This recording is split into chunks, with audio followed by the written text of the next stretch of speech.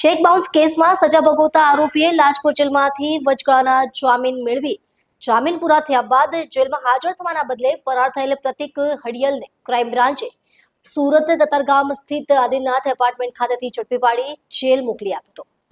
પ્રાપ્ત વિગતો અનુસાર ચેક બાઉન્સના કેસમાં સજા પામેલો પ્રતિક હડિયલ નામનો આરોપી લાજપોર જેલમાં તેની સજા ભોગવી રહ્યો હતો। તેણે કોર્ટમાંથી વચગાળાના જામીન મેળવ્યા હતા, પરંતુ જામીનનો સમયગાળો પૂરો થયા બાદ તે જેલમાં હાજર થવાના બદલે ફરાર થઈ ગયો હતો। ત્યારથી તે ભૂગર્ભમાં હતો। ફરાર આરોપીની શોધખોળ હાથ ધરતા ક્રાઇમ બ્રાન્ચને ચોક્કસ બાતમી મળી હતી કે આરોપી પ્રતિક હડિયલ સુરતના કતારગામ વિસ્તારમાં આવેલા આદિનાથ એપાર્ટમેન્ટ ખાતે છુપાયેલો છે। બાતમીના આધારે ક્રાઇમ બ્રાન્ચની ટીમે તાત્કાલિક કાર્યવાહી કરતા આ સ્થળે દરોડો પાડ્યો હતો। ક્રાઇમ બ્રાન્ચની ટીમે ઘેરાબંધી કરીને આરોપી પ્રતિક હડિયલને ઝડપી પાડવામાં સફળતા મેળવી હતી। તેની અટકાયત બાદ તાત્કાલિક કાયદેસરની કાર્યવાહી કરીને તેને ફરી જેલ હવાલે કરી દેવામાં આવ્યો છે। ક્રાઇમ બ્રાન્ચની એક કાર્યવાહીથી ફરાર આરોપીઓમાં ફફડાટ ફેલાયો છે।